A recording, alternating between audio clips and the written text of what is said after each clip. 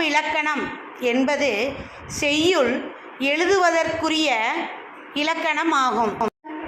யாத்தல் என்னும் சொல் கட்டுதல் என்னும் பொருளை உடையது. யாப்பின் உறுப்புகள் 6: எழுத்து, அசை, சீர், தளை, அடி, தொடை ஆகிய 6 உறுப்புகளை ஒரு சேர கட்டி அமைப்பது என்னும் பொருளிலேயே செய்யுள் யாத்தல் என்கிறார்கள். எனவே இந்த யாத்தலுக்குரிய இலக்கணம் யாப்பிலக்கணம் எனப்படுகிறது. பாக்கள் 4 வகைப்படும்: வெண்பா, ஆசிரியப்பா, கலிப்பா, வஞ்சிப்பா. 4 பாக்களுக்கும் தனித்தனி ஓசைகள் உண்டு.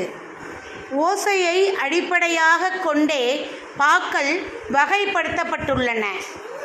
ஒவ்வொரு பாவிலும் பல வகைகள் உள்ளன. பாவின் ஓசை 4 வகைப்படும்: செப்பல் ஓசை, அகவல் ஓசை, துள்ளல் ஓசை, தூங்கல் ஓசை. செப்பல் ஓசை இருவர் உரையாடுவது போன்ற ஓசை. இது வெண்பாவிற்கே உரிய ஓசையாகும். அறம் கூறும் குறளும் நாலடியாரும் வெண்பாவில் அமைந்துள்ளன.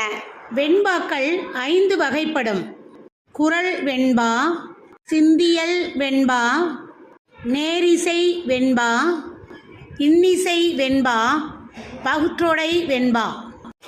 அடுத்து நாம் பார்க்க இருப்பது அகவல் ஓசை. ஒருவர் பேசுதல், சொற்பொழிவு ஆற்றுவது போன்ற ஓசை அகவல் ஓசை. அகவல் ஓசை ஆசிரியப்பாவுக்கு உரியது. இலக்கண கட்டுக்கோப்புக்கு குறைவாகவும் கவிதை வெளியீட்டுக்கு எளிதாகவும் இருப்பது அகவற்பா என்னும் ஆசிரியப்பா. ஆசிரியப்பாவை தான் நாம் அகவற்பா என்று அழைக்கின்றோம். சங்க இலக்கியங்களும் சிலப்பதிகாரம், மணிமேகலை, பெருங்கதை ஆகிய காப்பியங்களும் அகவற்பாவில் அமைந்தவை. ஆசிரியப்பா 4 வகைப்படும்: நேரிசை ஆசிரியப்பா, இணைக்குரல் ஆசிரியப்பா, நிலை மண்டில ஆசிரியப்பா, அடிமறி மண்டில ஆசிரியப்பா என்னும் 4 வகை ஆசிரியப்பாக்கள் உள்ளன. அடுத்து துள்ளல் ஓசை. கன்று துள்ளி குதித்தது போல சீர்தோறும் துள்ளி வரும் ஓசை இந்த துள்ளல் ஓசை. அதாவது செய்யுளின் இடையிடையே உயர்ந்தும் தாழ்ந்தும் வருவது துள்ளல் ஓசை. இது கலிப்பாவிற்கே மட்டும் உரியது. தூங்கல் ஓசை சீர்தோறும் துள்ளாது தூங்கி வரும் ஓசை, தாழ்ந்தே வரும் இவ்வோசை. தூங்கல் ஓசை வஞ்சிப்பாவுக்கு உரியது. அடுத்து நாம் வெண்பாவின் பொது இலக்கணத்தை பற்றி பார்ப்போம். வெண்பாவின் ஓசை செப்பல் ஓசை என்று ஏற்கனவே நாம் பார்த்தோம் இல்லையா? எனவே வெண்பா செப்பல் ஓசை பெற்று வரும். அடுத்தது சீர் எப்படி வரும்? அடி முச்சீராகவும், ஈற்றடி என்றால் இறுதி அடி 3 சீராகவும், ஏனைய அடிகள் 4 சீராகவும், தேர்ச்சீர் வெண்சீர் மட்டுமே பயின்று வரும். வெண்பாவிற்குரிய தலைகள் தேர்ச்சீர் வெண்டலை, வெண்சீர் வெண்டலை மட்டும் பயின்று வரும். அடி எப்படி இருக்கும்?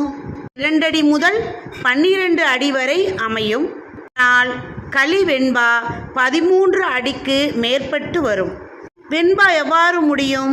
இறுதிச்சீர், அதாவது ஈற்றுச்சீர், நாள், மலர், காசு, பிறப்பு என்னும் வாய்ப்பாட்டில்தான் முடியும். ஆசிரியப்பாவின் பொது இலக்கணம். ஆசிரியப்பாவின் ஓசை அகவல் ஓசை என்று ஏற்கனவே பார்த்தோம். ஆசிரியப்பா அகவல் ஓசை பெற்று வரும். ஆசிரியப்பா சீர் ஈரசை சீர் மிகுதியாகவும் காய்ச்சீர் குறைவாகவும் பயின்று வரும். தலை என்னவென்று பார்த்தால் ஆசிரியப்பாவிற்கு ஆசிரிய தழை மிகுதியாகவும் வெண்டலை, களித்தழை ஆகியவை விரவியும் வரும். அடி வரையறை 3 அடி முதல் எழுதுபவர் மனநிலைக்கேற்ப அமையும். முடிப்பு எவ்வாறு அமையும்? ஏகாரத்தில் முடிதல்